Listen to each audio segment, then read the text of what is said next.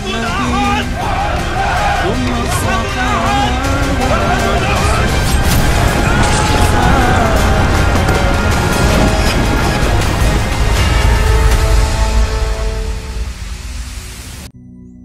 Sejarah Islam.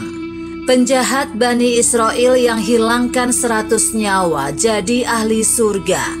Kok bisa? Pada zaman dahulu di dalam sejarah Islam ada seorang pria yang merupakan penjahat dari Bani Israel yang sudah menghilangkan 100 nyawa. Rasulullah Shallallahu Alaihi Wasallam menceritakan melalui hadis yang diriwayatkan oleh Bukhari dan Muslim dari Abu Sa'id Al-Khudri bahwa ada salah satu sejarah Islam di zaman dulu tentang seorang pria yang telah berhasil membunuh 99 orang dan dia pun ingin bertaubat atas apa yang telah dia perbuat. Dia pun akhirnya ingin berusaha mencari seseorang penduduk bumi yang paling alim. Sampailah dia pada suatu hari di mana dia ditunjukkan untuk mendatangi rohib, seseorang yang berasal dari Bani Israel. Sesegera mungkin dia mendatangi rohib. Sesampainya di sana, dia pun segera menceritakan bahwa dia telah membunuh sebanyak 99 orang dan maksud tujuannya datang adalah dia ingin sekali bertaubat dan ingin bertanya apakah akan diterima masih taubatnya. Bagaimana dengan diri saya ini? Mungkinkah taubat yang saya inginkan masih bisa diterima oleh Allah Subhanahu wa Ta'ala? Rahib justru malah menjawab, "Tidak. Apakah kau tak sadar bahwa kau telah menghilangkan banyak nyawa? Jadi tidak mungkin lagi taubatmu akan diterima oleh Allah Subhanahu wa Ta'ala." Setelah mendengarkan jawaban rohib yang ketus, tanpa basa-basi lagi dia segera melayangkan pedangnya ke orang tersebut sehingga rohib pun terbunuh. Jadi genaplah 100 orang yang dia bunuh. Setelah itu dia kembali mencari alim ulama untuk menanyakan apakah taubatnya akan diterima karena dia telah membunuh 100 orang.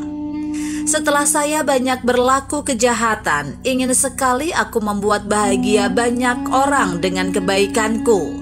Karena selama ini saya telah membunuh 100 nyawa dan saya sangat ingin bertobat dan memperbaiki diri. Namun apakah tobatku masih bisa diterima setelah aku membunuh banyak nyawa seperti ini?" tanya pria itu.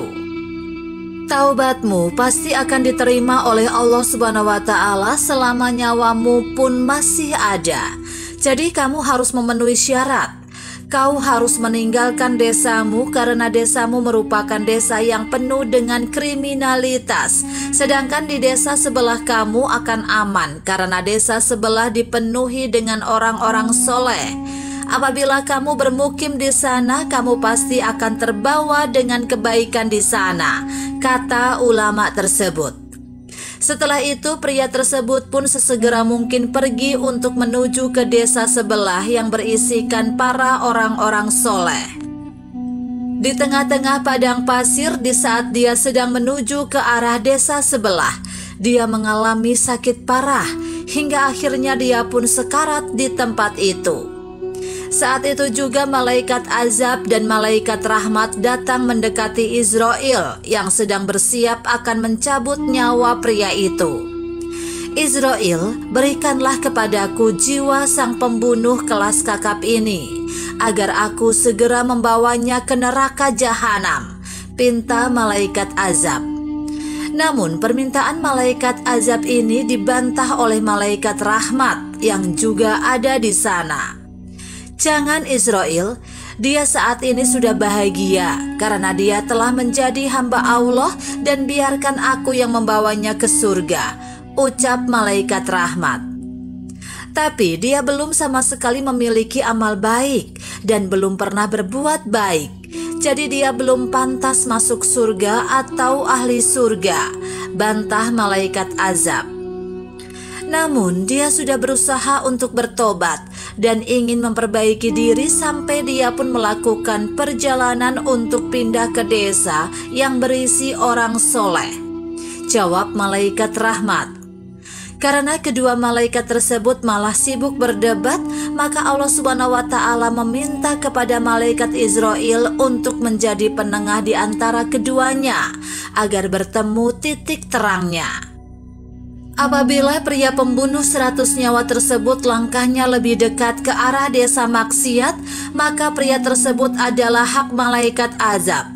Namun jika ternyata pria tersebut lebih dekat dengan desa soleh, maka pria tersebut sepenuhnya milik malaikat rahmat. Setelah selesai diukur seberapa jauh langkah pria pembunuh 100 nyawa itu, hasilnya adalah pria tersebut ternyata lebih dekat ke arah desa soleh. Maka para malaikat rahmat yang punya hak untuk membawa jiwa sang pembunuh 100 nyawa itu untuk segera membawanya ke dalam surganya Allah Subhanahu wa Ta'ala. Jadi, barang siapa yang saat ini masih memiliki sifat buruk, terutama masih sering melakukan hal kriminalitas, ada baiknya untuk segera meninggalkan hal tersebut.